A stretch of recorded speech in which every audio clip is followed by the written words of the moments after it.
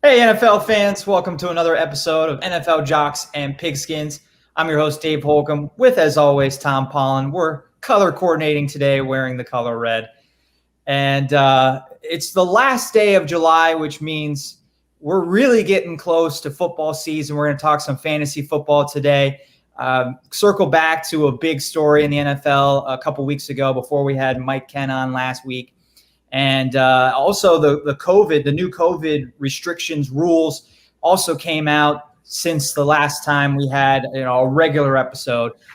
So I think we're going to hit upon that as well. A lot going on in sports this weekend. Yesterday was the MLB trade deadline, and you should check out Atlanta Sports Unlimited for your latest Atlanta Braves news. Chris Vanell covers the Braves for us, and he does a great job doing that. But, we aren't I've become more of a Braves fan since moving down here, Tom. But, we root for different teams other than the Braves as well. And it wasn't a great week for either one of our teams, and particularly the Chicago Cubs yesterday. And I know that, this is a sports show. This is an avenue for other discussion than the NFL. And I know you are. We barely were able to get going because you're really want to rant about the Chicago Cubs today. I am so pissed off, Dave. It is just boiling since yesterday. I just can't believe these guys did this. And we were just talking about it. The way winning teams build a core. The Cubs went down to nothing when the new ownership took over. Basically said, all your future players, your World Series players are in the minor leagues, and they're going to be up. Well, guess what? It happened. November 2nd, 2016. The lovable loser label got buried for good. And you don't get to go back to that. And it's like the Cubs are trying to go back to that. Big market teams, winning teams, build around their core. The Cubs had a core. Anthony Rizzo, Chris Bryant, Javi Baez. They had a core that they could build around, but they didn't want to extend the contracts. They didn't want to pay market value. They have created revenue streams like you would not believe outside of Wrigley Field and inside of Wrigley Field. The Cubs are making money hand over fist. They're making even more money than when the Tribune Company, which is paper in Chicago, Tribune Company owned the team, and Tribune Company owned WGN TV and radio. And so basically they had free programming on WGN TV and radio. They had the Cubs. So you had money going from one pocket into another pocket. And this team is even better set off as far as money. And they decided that all these guys who contributed to this World Series championship, who still have long careers, these are young guys. And then they went ahead and traded them. Bryant to the Giants. Rizzo hit a home run last night for the Yankees. And he was wearing his Cubs batting gloves. And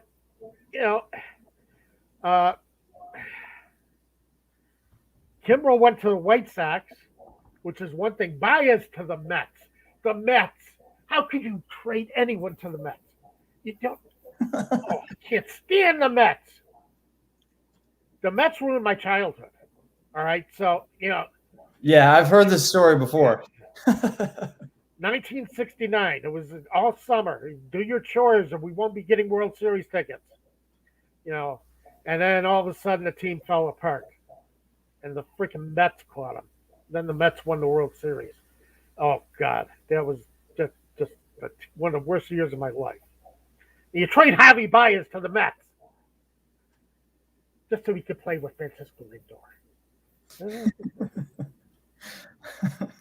Is Lindor back? I know he was banged up earlier this month. I think he is. But Javi was talking about wanting to play with Francisco Lindor. Well, everybody thought, the Cubs would bring in Francisco Lindor, but no. It's the fact that the Cubs traded him to the Mets. And I am just enraged because the money is there. Well, that's yeah. If I can weigh in, that's the point I would make. That as an outsider, someone that does see a decent amount of Cubs games, though, as a following a team that's in the NL Central. It's so surprising that the Cubs, team in Chicago, and I know they have the new TV market, not new TV channel. So yeah, for the Cubs to say, "Oh, we can't afford these guys," or "Oh, we can't win with these guys," there's really no sound argument for trading those guys. No, there really isn't. And to further, the discussion about teams crying poor, no team should cry poor. No, exactly. I'm with you. It doesn't matter if it's Chicago, New York, Pittsburgh, Tampa Bay. Yeah.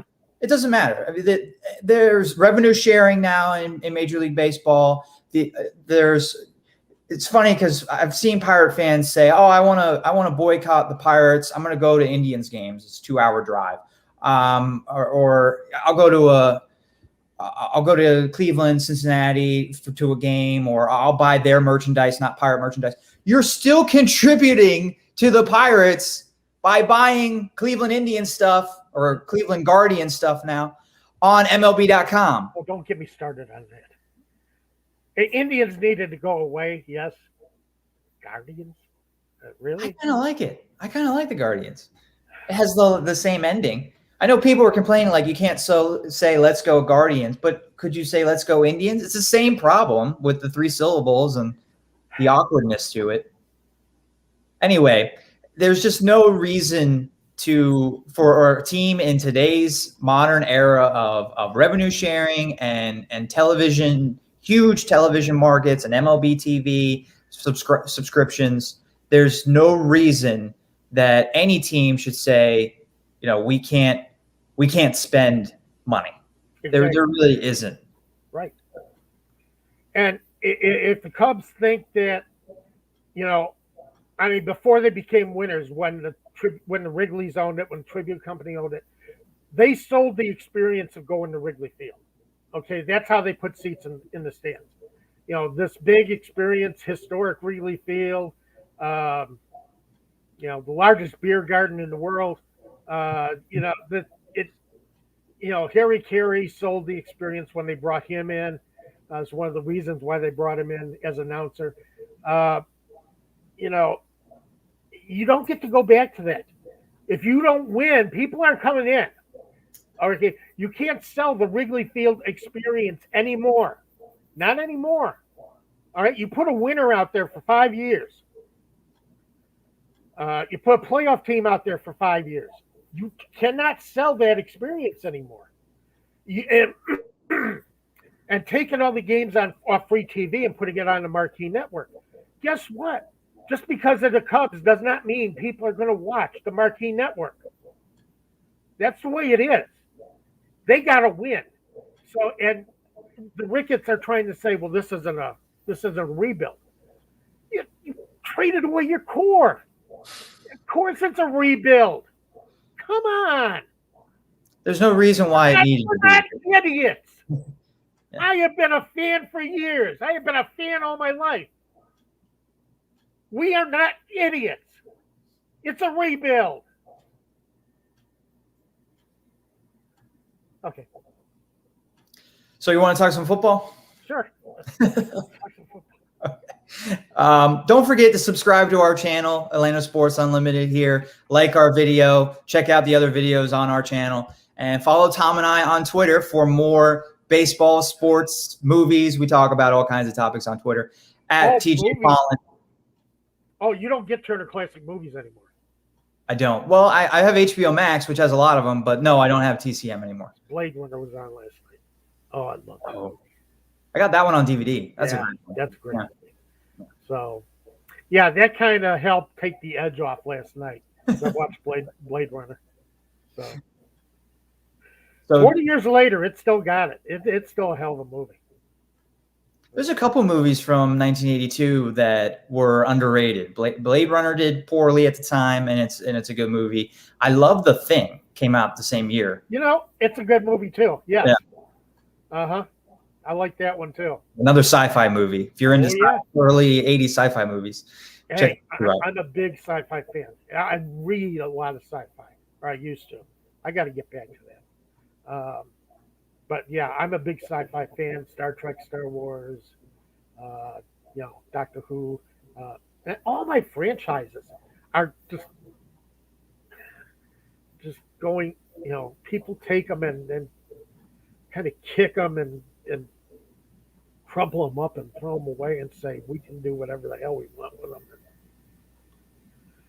You've ranked my 3 favorite franchises, people: Star Wars, Star Trek, and Doctor Who. I don't follow. I'm done ranting. I'm sorry, Dave. I don't follow Star Trek or Doctor Who, but I understand what you're saying about Star Wars. But I think we're in the minority, so we're going to stay away from that topic. There's a lot of people. Disney just destroyed. What the hell is Disney doing with Star Wars? There's a lot of people that really like it. It was terrible. I agree with you. The Last Jedi was awful. That was one of the worst movies I've ever seen. It was bad. I agree with you, but a lot of people like it. I'm just saying. A lot of people love The Mandalorian. A lot of people love, maybe not love, but love the 3.5. What was 3.5 called?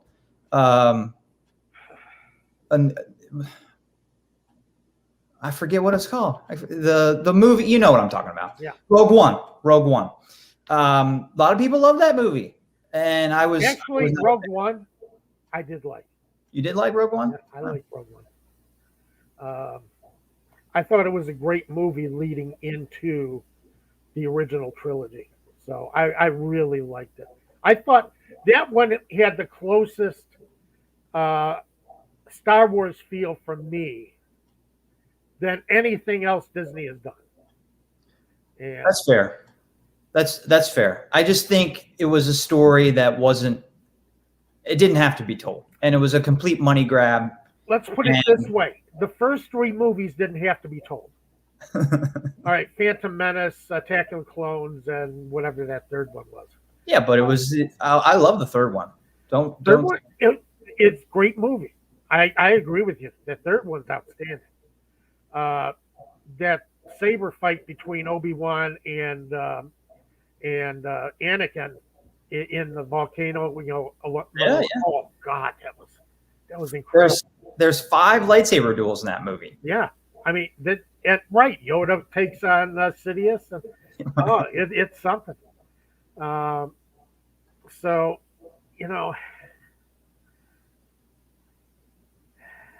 Well, I mean, I'm going by the original. George Lucas. He still did the first 3 prequels, and I think at the time of the third one coming out, he said that everyone thought that Star Wars was a story about Luke Skywalker.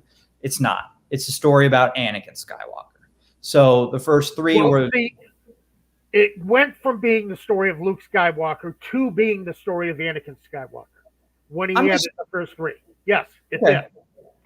But I'm not exactly quoting George Lucas here. I'm paraphrasing what I remember him saying. But it is true. But that's what he said. He's the author. He's the writer, the director. I don't think he didn't direct all of them, but he's the visionary of his vision. Yeah. And Disney took his vision, crumpled it up, threw it in the garbage, and said, we're going to do what we do. I agree with you. My only point is I don't want to scare away our audience. They took his treatments for the last 3 movies and threw them away. It's true. There are treatments, I believe. I don't know if they're still online, but I looked at them years ago. They were available online. This episodes, the 7, 8, 9, as George Lucas saw them. Lucas saw them. Yeah. We better get some football here. We're going to lose a lot of audience. Yeah, we gotta talk some NFL now. My point was we do talk other things on Twitter. Follow Tom at TJ Pollen. Follow me at DM Holcomb. Like and subscribe our channel. So we wanted to talk about handcuff running backs because about a week and a half ago, Cam Akers went down, season-ending injury, and I think it just was a reminder to me that, hey, I know we're too early to be handcuffing our running backs unless you're in a dynasty league, and then if you're in a dynasty league, Darrell Henderson probably isn't available or wasn't even available before the injury. But it's just a reminder, I think, coming into August when you're doing your drafting, that there are running backs that you need to handcuff. And if there is an audience member that has a better term for me to use than handcuff, I know last year there were a couple fantasy football terms that people were saying we need to stop using because of the racial tension that was going on in the United States, handcuff being one of them. I don't think anybody's come up with a better term than handcuff. I know that's kind of the issue. Also, fantasy owner, I guess we're trying to call them now fantasy managers rather than saying that we own these players. That's kind of, Whoever thought that? Seriously, whoever thought that? That was politically incorrect? Yeah. It never occurred to me. It makes sense. It's a game. You don't own the play. You don't sign the players. You're not paying the players. Right. Oh, you're saying who came up with that term to start with? Is that what you're saying? No, I'm just saying, why the hell do you have a problem with it? Oh, well, because it insinuates slavery. You're owning. Do fantasy football owners own the players? No, they don't. Like you just said, they don't own the players. So maybe we should call them fantasy managers. No, if it were college, then it would be slavery because they don't get paid for anything. Right. Well, they college presidents are actually and coaches and all that. But it really doesn't have. I mean, that's like comparing some, and I can't think of any examples right now to Nazism. Slavery was abhorrent, just a part of this country that, really, it's, I can't say what I mean, how bad it was, how terrible it is that it is a stain on this country. Right. And I think you're actually diminishing it by complaining about fantasy football and being owners, and that's you're not doing any justice. You're not doing any justice to the people who were under the yoke of slavery. Well, I think you could say the same thing by using the term, though. You're normalizing being an owner of another person, that it's a game. Just say fantasy manager. But I am not saying that I never use fantasy owner. I still say that term. But I think it's something that we could, with time, stop saying. Just like handcuff. I don't think probably will. Yeah. So again, if any listeners have another term to use instead of handcuff, I am open to them. So I printed out the list of starting running backs and their backups, really, from Fantasy Pros. Again, I plug them a lot, but I'm plugging them again this week because they have a great breakdown of the projected starter, up-to-date starters, by the way, because Darrell Henderson is now the projected starter for the Los Angeles Rams.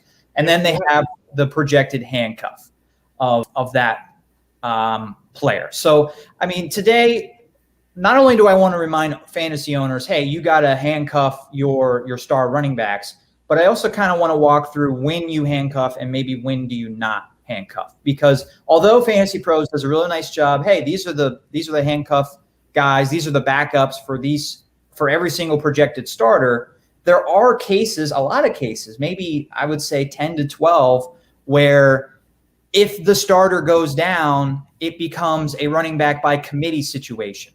So it's not a backup becomes starter. It's number 2 and number 3 running back right now on the depth chart. They share the load, and then you're not really getting your bang for your buck by having a roster spot taken up by that handcuff guy. Right. Yeah, I was going to ask you about that because that is a good point, and that's why sometimes I wonder. I mean, why you would bother with the strategy of handcuffing your running backs and bringing in the second running back. Well, because there are situations like Cam Akers. Don't you hit the waiver wire and go out and get yourself a better one next week? I mean, yes, but there is the situation like we saw a week and a half ago. Like Darrell Henderson is now, he's not going to be as valued as Cam Akers, No. But Darrell Henderson is a pretty talented running back. Yes, he is.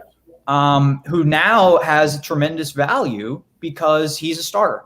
And if you are prepared ahead of time, then you got him already on your roster. You don't have to use the waiver wire spot. You're talking about dynasty. Well, not even dynasty. I mean, dynasty too. But if you are in a 12-team league and you draft, if you draft Ezekiel Elliott, Tony Pollard is obviously his handcuff. If you can get Tony Pollard late, then I think that's a good strategy. You can't handcuff every running back on your roster either. And I see what you're saying. Like, if you can add a better wide receiver than Tony Pollard late, then I would probably go ahead and do that. But if in a perfect world, and if you're in a deep league, deep leagues are really where you need to do this. If you're in like an 8-team or 10-team league, you don't really want a roster spot going to a backup. You have enough. It's a shallow enough field, a shallow enough league where all of your bench spots are taken up by starters, not by my backups. But if you're in a deeper league, 12-team, 14-team league, or deep benches, then getting somebody like Tony Pollard late could be a key add. So these are your hardcore fantasy players. Yeah. I would say, yeah. That you would really be looking at handcuffing as a strategy. Yeah. Mm-hmm. All right. It's not easy to do. I mean, where do you recommend? What teams do you think have the best situations to do it this year? The handcuff? Yeah. So who has the best hand? Well, I mentioned Tony Pollard as one. I think James Conner is a pretty good handcuff, although I think he might be sharing the load in Arizona. So I don't know if I would call him a handcuff per se. I don't know if Chase Edmonds is clearly the number one. We'll see how that unfolds in training camp. Gus Edwards, I think, is a really good one because we've talked about J.K. Dobbins. He's becoming the starter. No Mark Ingram in Baltimore now. So it was a crowded backfield last year with 3 guys. Now there's really only 2 solid. Dobbins is clearly the starter. Edwards is a guy that's proven he's been able to carry the load when called upon. He's not flashy. He averages, 4 yards per carry, 3.8 yards per carry. Old school between the tackles kind of runner, but he can get the job done if he becomes the starter, and he has to be a guy that you plug into the lineup in bye week replacement or injuries, whatever. So I think he's a really good handcuff. Okay. No, that's good to hear because this is not my specialty as far as football goes. As far as I'm relying on you a lot for my fantasy strategies this season. Well, good. I mean, that puts pressure on me, but I think we'll get the job done, hopefully, and win you some championships. Yep. Let's see. I think we've Chris is producing for us today, but I think he had some internet problems, so hopefully he's back soon. But we do have a comment saying, "Good morning. Which side do you guys like half PPR? Number 1, Carson, Crowder, and Jarvis Landry, or 2, Gaskin, Golladay, and Mike Williams? Thank you in advance." So I think he's saying that this is a proposed trade, I'm assuming. It is, and one guy is getting Chris Carson, Crowder, and Jarvis Landry, and then the other manager is getting Myles Gaskin, Kenny Golladay, and Mike Williams. Who is getting the better side of that trade, half-point PPR league? That's a good question. I really couldn't tell you. I'd have to analyze it a little bit more. It's kind of hard to say off the top of my head. But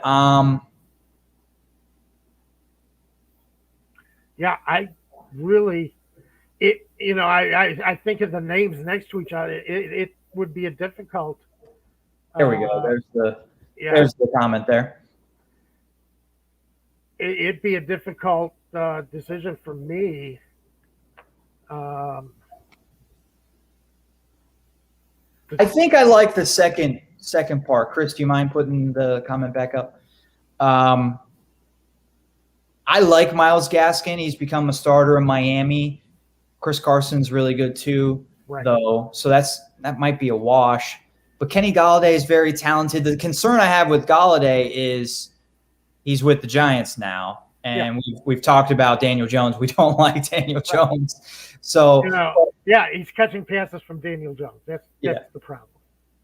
And Mike Williams is the second receiver on his team, but he's a guy that's averaged 15 plus yards per catch the last 3 years, and he's got a great young quarterback. We both like him. Landry is also the second best wide receiver on his team when Odell Beckham is healthy. And then Jamison Crowder, I've always kind of liked him, but he's on the Jets. So I would go with the second group, the Gaskin, Golladay, and Mike Williams. I would prefer to have them. Okay. Even though Golladay has got the handicap of Daniel Jones as a quarterback. I absolutely have that concern. I would be worried about his production with Daniel Jones, but I mean, I guess the Jets might have a good young starter at quarterback after drafting number 2 this year, but Crowder not as talented as Golladay either, and could have quarterback. That's the problem. Golladay is actually the most talented receiver in the bunch. Right. But you got to think about who's throwing to him. Yeah, that's true. But I would go with the second group. Talking again about the handcuffs. I think Gus Edwards is probably the best example of a old school traditional handcuff for the reasons that I already said. Because a lot of these, there's just so many running back situations that there isn't one clear guy. There isn't one clear starter anymore. That's the way the game has developed lately. And I think it's going to keep going that direction. I don't think you're going to have in the future, you're not really going to have too many instances of one running back carrying the load. You are going to see a lot of different combinations and a lot of where basically 2 running backs are taking up that number 1 spot. Right. I mean, they have Kenyan Drake listed as a handcuff for Josh Jacobs. And I mean, Josh Jacobs was Rookie of the Year 2 years ago, 2019. So I guess, he's clearly the starter, but he had a down year last year, and Kenyan Drake did pretty well for the Cardinals. I wouldn't be surprised if they share, and Kenyan Drake is more than a handcuff. Well, I wouldn't. Yeah, exactly. I was about to say the same thing. Don't be surprised if Kenyan Drake becomes the number 1 and Jacobs is the handcuff there. And I think I wouldn't want to have both Raider running backs. I wouldn't want to have the handcuff in that situation, because if I'm counting on one of the Raider running backs to be my starter, then I have a difficult time picking which one, right? So like by week 5, it could be, well, Drake did well in the 4th game, but it was Jacobs in the 3rd game. So that becomes a bit of a headache. And I'm not saying don't draft either guy. I'm just saying that's not a situation where you need to handcuff. How does that strategy come in? Like, say, when you're within the 5-yard line, you're at the goal line, because touchdowns are a big part of what you're trying to accomplish. Right. Yards will get you some points, but you got to get the touchdowns. Right. And sometimes that number 1 back is not the guy who gets called on to be the touchdown man. That's true. And that becomes an issue, I think, or is an issue if you're looking at, well, who is the handcuff for my starter? One guy, the second running back, might be the replacement if the starter gets hurt, but it's the third guy who's the goal line back. Yeah. And maybe he's getting goal line touches even when the starter's healthy, but he's definitely getting the goal line touches when the starter's not healthy, and the second guy is getting more touches. Oh, Clover wants to be a part of the conversation. So that is a situation that you have to keep an eye out for. And again, I think that's a time where you don't necessarily have to handcuff or don't handcuff, because there isn't a clear number 2 guy in terms of fantasy production. Mm-hmm. Right. A couple other examples of where I would not handcuff. Austin Eckler, clearly the starter for the Chargers. And they have Joshua Kelly as the handcuff, Fantasy Pros does. But I think Justin Jackson gets enough attention, enough touches that he's in the mix. I wouldn't roster Justin Jackson or Joshua Kelly as a handcuff. New England is a whole different situation where you can't even count on the starter being consistent. But you do not have to handcuff Damian Harris this year. They have Sony Michel as the handcuff. Sony Michel might be the guy. Yeah, I know. He might be the starter. And then James White is not on the list. James White might end up being the most productive running back on that team all season long. So you probably just stay away from Patriot running backs altogether. But you definitely don't have to have 2 of them going into the year. They have the Falcons is a little bit interesting. Circling back, talk a little Atlanta. We haven't done that in the first half hour today. Mike Davis, clearly the starter. Yes. You would think Quadri Allison is the handcuff, right? You would think. That's kind of the way we've been approaching it for the last month. Not according to Quadri Allison is the guy, but Fantasy Pros has Javian Hawkins as the handcuff. Really? Yeah. That's quote, you're getting in my way. Which surprises me. I'm kind of pleased that it surprises you as well. So I'm not like out of left field. Yeah, no, you're not out of left field. It does surprise me. And I think that just screams to me again, Mike Davis is not a running back that you have to handcuff, because it seems like if some people are saying Hawkins is the handcuff and we're saying that Allison is the handcuff, it means nobody really knows who the handcuff is. Right. And if you're getting conflicting reports of who the true backup is, then there's no clear reason to handcuff. True. That's absolutely true. So I would say so. But I called up the Fantasy Pros list, and I don't see a lot of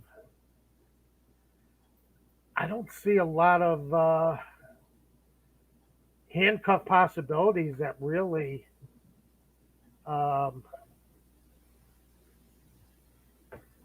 that really turned me on there, that I could be really excited about. I mean,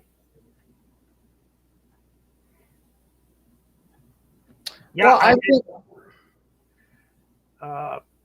Philadelphia, Miles Sanders, Kerryon Johnson, Michael Carter, and Tevin Coleman. Coleman's going to be a handcuff back.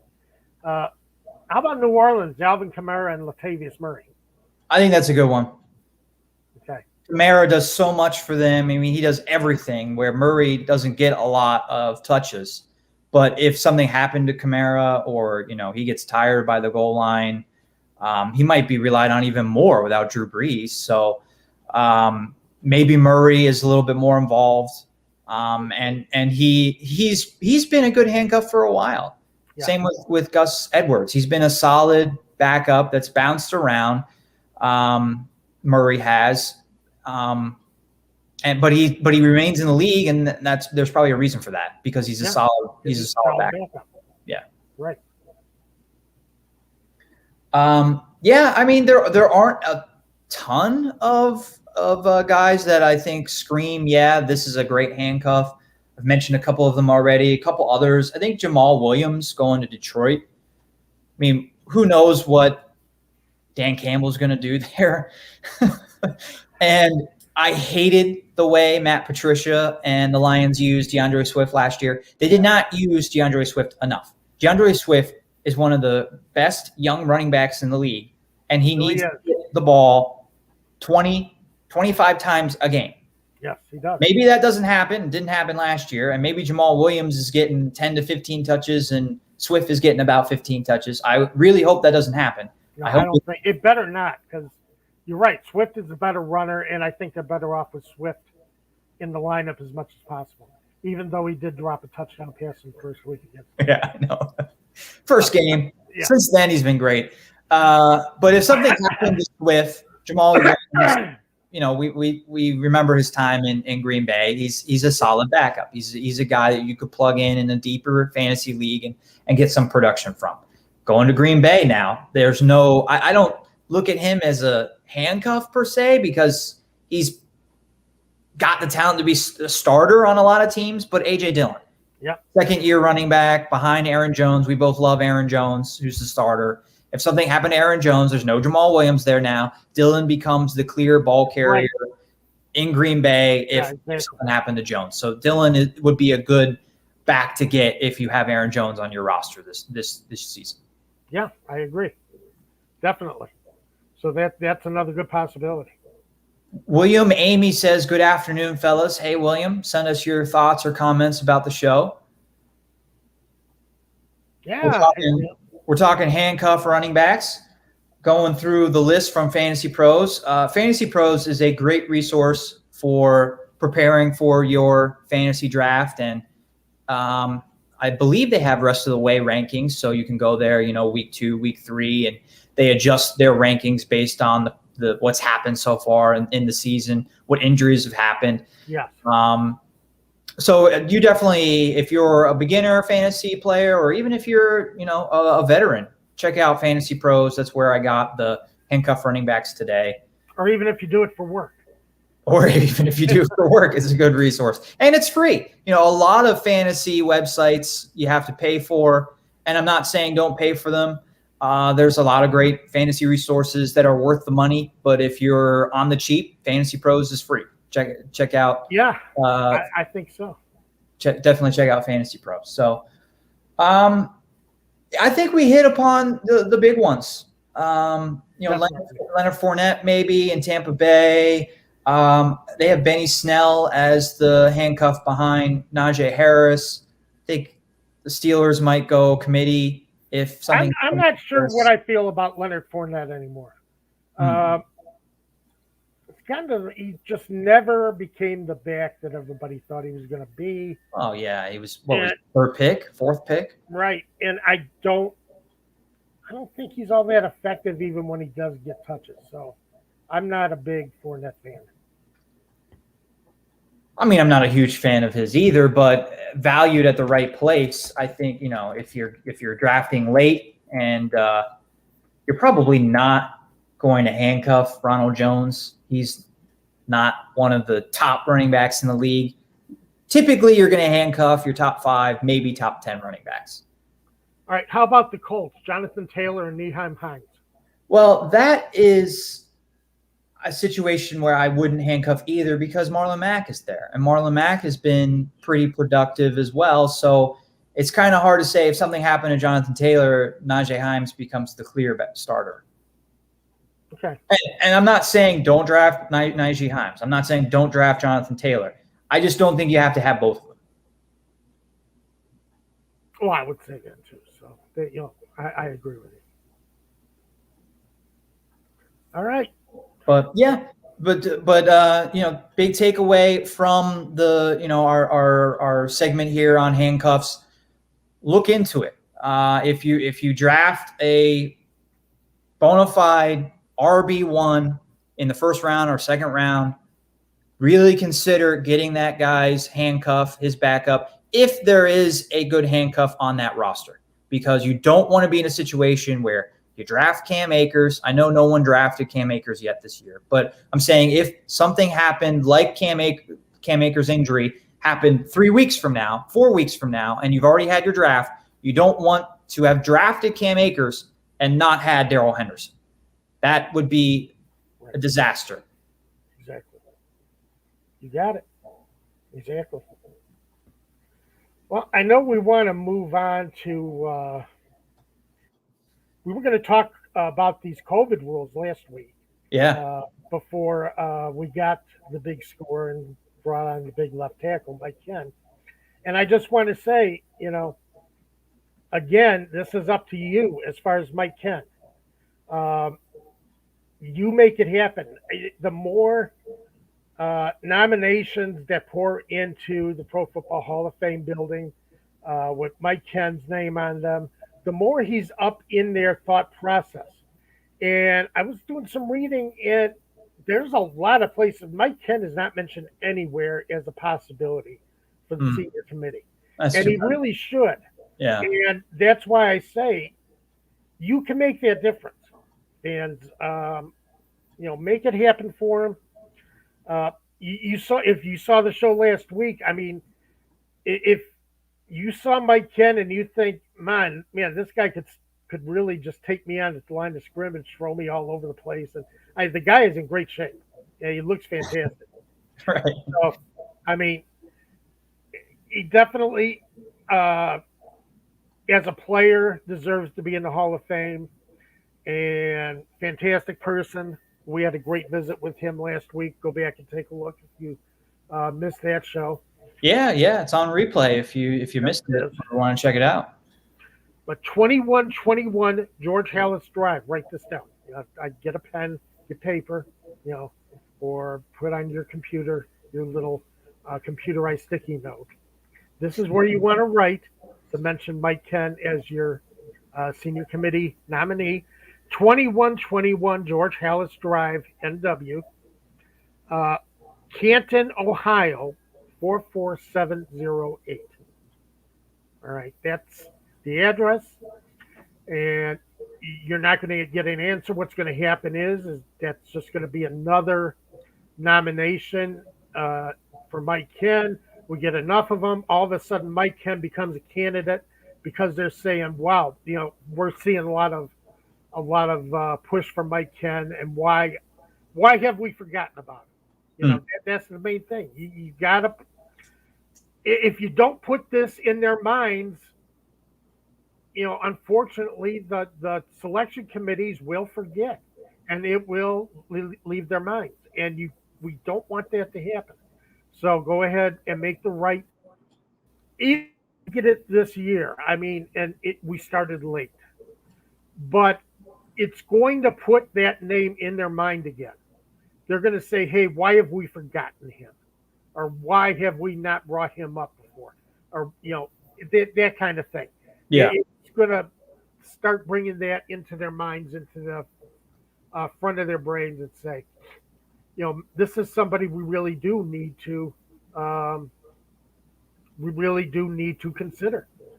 And considering some of the stats that have come out lately as far as his effectiveness as a blocker, a lot of people are going back into archives and game film and tape and realizing that, percentage of sacks and penalties and everything, Mike Ken was one of the best in the league, period. And my definition of a Hall of Famer is, was he at the top of his position or near the top of his position during his era? And Mike Ken is that. Yeah. He was one of the best at his position during his era. Mm-hmm. So definitely, again, 2121 George Hallis Drive, NW, Canton, Ohio, 44708. Get your nominations in because they're going to be announcing it soon. It's coming up. The senior committee, contributor, and coaches committee are going to be announcing their finalists very soon. You should spell Hallis for the millennials. Really? Halas, right? Halas. Yeah, just checking. Don't want it to go to the wrong spot. My God, nobody would know how to spell Hallis. He's the father of the game. He's the big man. Yeah, but I'm talking about the millennials. Read your history. When I was growing up, I read my history. Read your history. Not everyone loves history as much as us. I'm just saying. George, George. Hallis, Halas Drive. All right. William, I think, is asking us to rank defenses at some point. Top for fantasy? Is that what you want, William? I don't know. When do you want to do that? Does that come into play early, or do you want to see a couple of preseason games before you start looking at fantasy defenses? Or do you go by what they did last year and subtracts and go like that? That's more what I look at, is what they did last year. Who do they have coming in? Who do they lose? And I've done it a couple of different ways. In my dynasty league, I emphasize defense. I've had the Baltimore Ravens defense for the last 2, 3, 4 years, and they've been great. William says, this year, I honestly do your linebacker core. Or I think we're both a little confused by is your strength, your weakness? Well, for the Falcons, the weakness is pass rushers. Absolutely. So that's the main thing, because you're going to have more stress on that secondary because they're not getting to the quarterback. The quarterback is going to get an extra second and a half to make that decision. And that's why I keep stressing the fact that, and Mike Ken did last week too, is that the Falcons just don't have anybody who can rush the passer. They cannot create negative plays on defense because they don't have somebody who can rush the passer. You got to be able to put some pressure on first. You have to make the quarterback, you have to cut down his look so he can't look at his third or fourth level. You want him to make his top 2 reads and then, think he has somebody open, but, your safety is hiding and is ready to make a jump on the ball.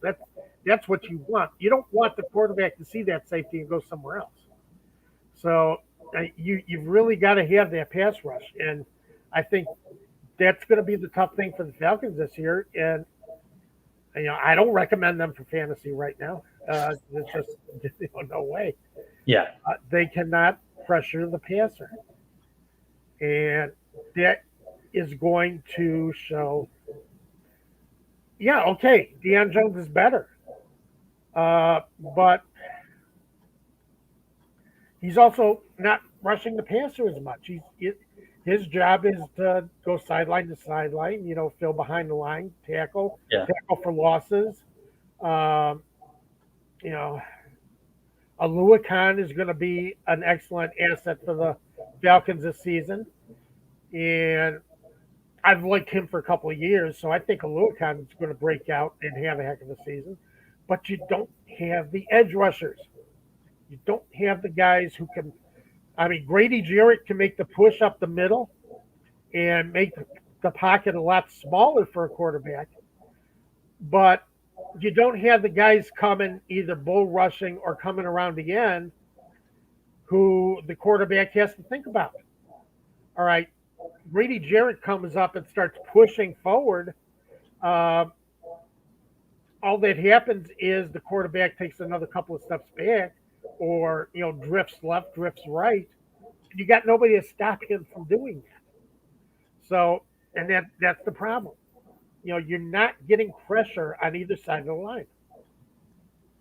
Well, William's latest comment says we should sign Justin Houston. That was something else we wanted to discuss today, in addition to the COVID restrictions. Hopefully we can get to both here in the last 10 minutes. But Justin Houston's not on the market anymore. Nope. Signed with the Baltimore Ravens this morning. Announced by Adam Schefter, who is always spot on about these things. Right. So, yeah, he's not there. Everson Griffin might be your next best. He's older, but he did have a lot of success with the Vikings. And was a Pro Bowler with the Vikings. I think at this point, I'm not saying that we should back off our criticism of the Falcons pass rush. However, if the Falcons thought they needed to upgrade their pass rush, or if they wanted to upgrade their pass rush, they would have already done it. Yeah. It's July 31st, and Justin Houston was available. Melvin Ingram was available. They didn't get either of those guys. They didn't even look at them. They didn't bring them in. There was no chatter really at all about them, other than from people like us, that they should sign them. So I think the Falcons are going into the season with who they got at pass rush on the edge. I think that's it. I think what you see is what you got now. So,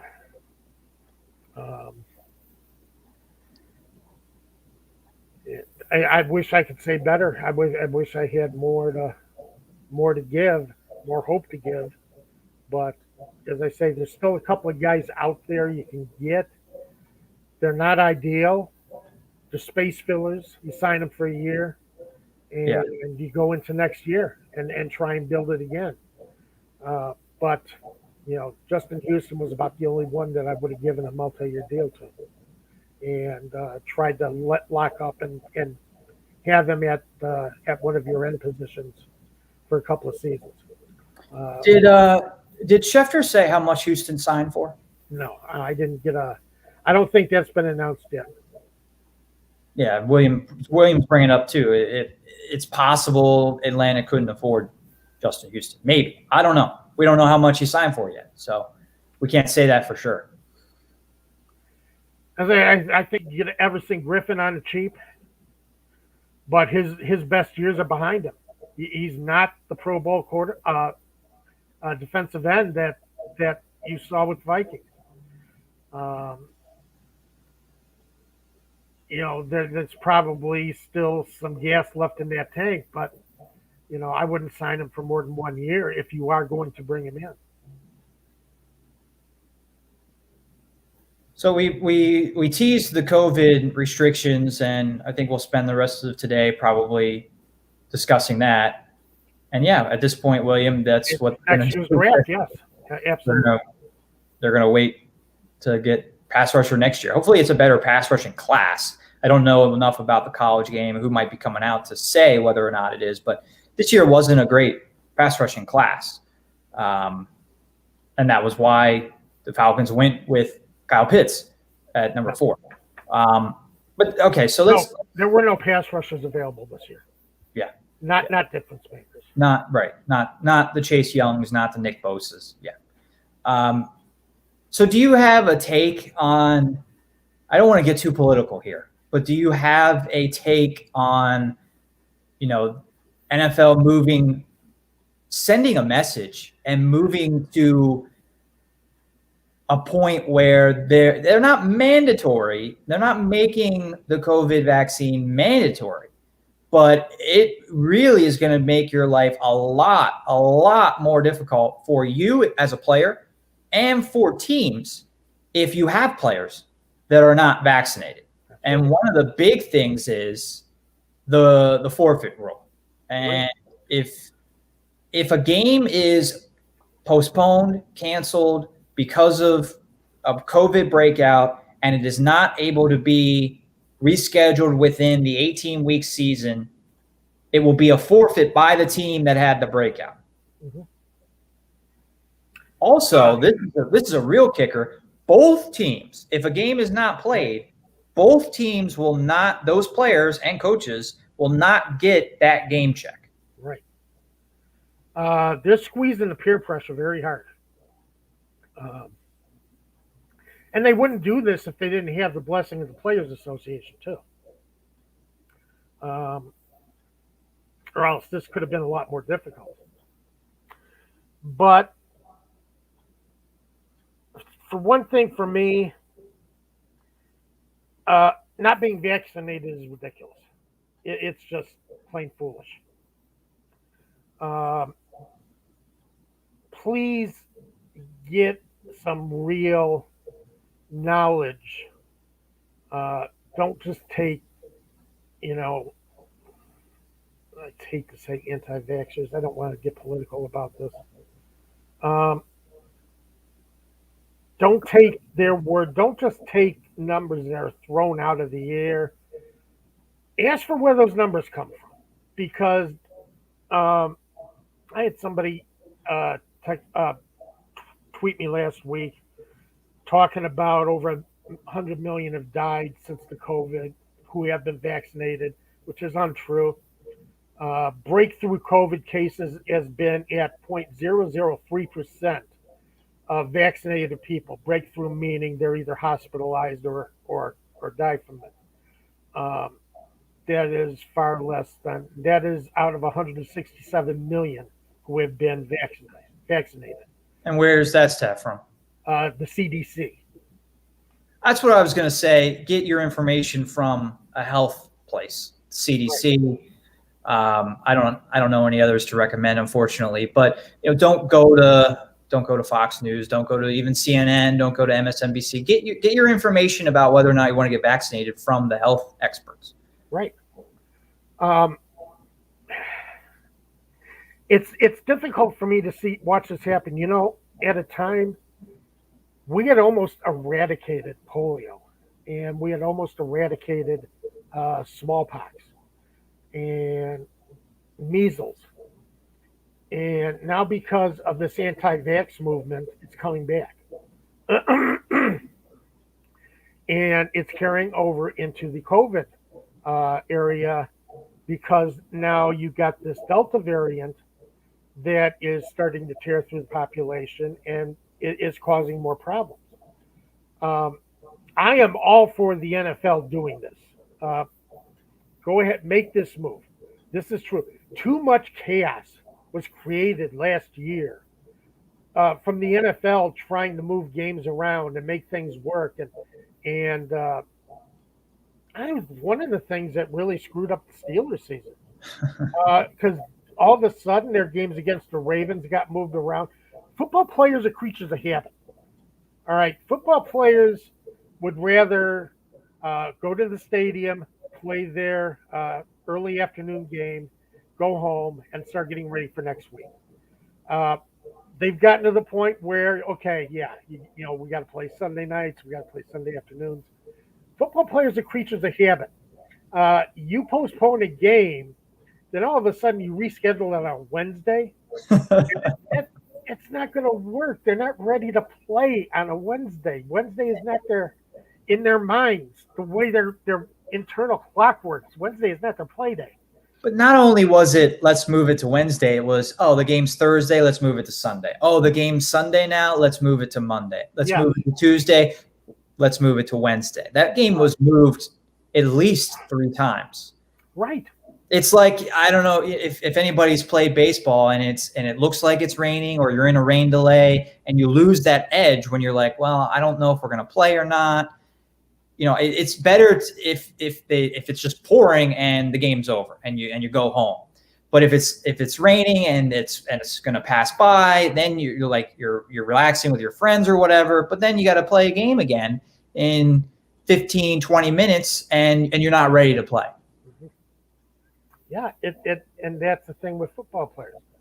They're getting their minds ready to go, and all of a sudden you're telling them, well, we're not going to play Thursday. Right. Oh yeah, you're not going to play. You're not going to play Sunday either. We're going to stretch your game to Tuesday because we already have a Monday night game. So it's pathetic. And I thought the NFL should have unlocked the Week 17 last year, or the Week 18 last year, and kind of rework the schedule. Man, you needed a flow chart and a advanced Excel spreadsheet to keep track of games last year. Yeah. And basically, with COVID, it just shows you might get COVID if you're vaccinated. What won't happen is you're likely not going to go to the hospital. You're not going to get seriously sick. Frank Reich had his vaccinations, tested positive for COVID, but was asymptomatic. Right. Because he had vaccinations. He wasn't seriously ill. Yeah. And there are people going into the hospital right now who are getting seriously ill. Oh, I really want my vaccination now. And it's like, it's too late. There's nothing you can do about it now. Yeah. The other thing I think, just for schedule purposes, you've got to do that. Yeah. To push the players, and some of these players are really using out of left field analysis, but to push the vaccination, I believe it needs to be pushed, and whichever way works to do it. And if it costs a couple of game checks, so be it. You cannot have the chaos caused during the schedule the way it was last year. Last year was terrible. It's very true. Yeah. Although it was fun having games at 5 p.m. on Mondays at times and extra night of football if they played Tuesday. Yeah, it was pretty chaotic and hurt some teams. Seemed to hurt some teams. It really did as the season went. I mentioned, life being much easier for the vaccinated than the unvaccinated, and one of those things is you brought up Frank Reich, and if a vaccinated player or coach tests positive, I don't have the exact guidelines in front of me, but I believe it's 2 days that they have to stay in quarantine, as opposed to if you're unvaccinated and you test positive, is it 2 weeks? 2 weeks. 2 weeks. You need 2 negative tests within 48 hours, and then you're back. If you're unvaccinated, you're out 2 weeks, and you're tested constantly. All right, you get tested all the time. If you're vaccinated, the testing procedures are a lot looser, a lot easier on the players, on the coaches. And the mask wearing, the restrictions, if a majority of your team is vaccinated, if you're a vaccinated player, you are not subjected to having to wear a mask in the facility, I believe. So life is more normal if you're vaccinated for the vaccinated players and coaches than the non-vaccinated. Right, it is. And some people, look what happened with Rick Dennison. Where was he? Minnesota? Minnesota, running game coordinator. He decided not to get vaccinated. They fired him. And they fired him. And they, promoted a couple of people from within, and that's it. They're on their way. And I'm sorry, I have no sympathy for Rick Dennison. It's not a bad thing. Yeah, you get some side effects, but it's not a bad thing. It's going to keep you from getting seriously sick. So maybe I just underestimate the passion of the unvaccinated anti-vaxxers in the country, but I cannot believe that a coach who's worked so hard to get to where he is his entire life then basically just says, go ahead and fire me. I'm not getting vaccinated. And they call his bluff. They fired him. I cannot believe a coach is willing to give up their career because they feel so passionate about not getting vaccinated. I agree. I don't see it, but I think it is a passionate thing, unfortunately. And don't criticize the science. The scientific method works. You know how they test these vaccines? The doctor giving the vaccine trial doesn't even know if he's giving a placebo or if he's giving the actual vaccine. That's called a double-blind study. All right. The doctor administering the study does not know. It's the people behind the scenes who know. So that way you get a true reading. You don't get any influence by the physician who is actually administering the shots. And if the double-blind study, if you get a certain outcome in that one study, that isn't even enough. It has to go to a different lab. They have to do a double-blind study. Now, if they get similar statistics, then you have your proof that this works, that this is the thing you need. If they don't, then you got a problem. Then you have to look at it again. But this has all been double-blind. This has all been studied. This all works. That's the thing. People want to criticize science and say, well, it's all about money and how much these labs get. And of course, they're going to say they got it. No, that's not how it works. You have to recreate the tests in different areas. 1,000 miles away, you got to recreate that test. If it still works, then you have a success. And that's how these. So I mean that's how it works. And I don't know what else to say. Well, I think I'll end on a positive here. I haven't seen any updates on this if a couple more players have been vaccinated for the Falcons, but the Falcons, the majority of their team and their entire coaching staff have been vaccinated. So I don't mean to make this an infomercial for the vaccine. I'm looking at it as this is a good thing for the Falcons because it means that they're not going to run into COVID-19 restrictions. They're not going to run into COVID-19 possibility of forfeiting a game or players losing their checks. The likelihood of that, it goes down because Falcons players have chosen to get vaccinated. 92% of Falcons players have been vaccinated according to The Athletic, and that was a week ago. So it might even be up a little higher. And the entire coaching staff. Yeah, the Bears are about 95%. That's just the way it is. And hopefully it keeps going that way moving forward because these they can't go through another season like they did last year. That was you can't. As football players, you can't do that. You can't take that disruption to your schedule. So they really need to think about it on a game-by-game basis. This is affecting them. This is affecting how they prepare for a game. And that's how they have to look at it. So it's a benefit all around. And it'll be interesting to see, maybe there'll be enough players vaccinated where it won't matter. But if there's one player that's vaccinated on the practice squad and another one isn't, how often is the one that's not vaccinated called up to play with the team? Or how many guys not vaccinated are going to be signed during the season? I would think very, very few. Very few. Because it's not worth the risk of bringing in an unvaccinated player that could risk, an outbreak and then thus a forfeit.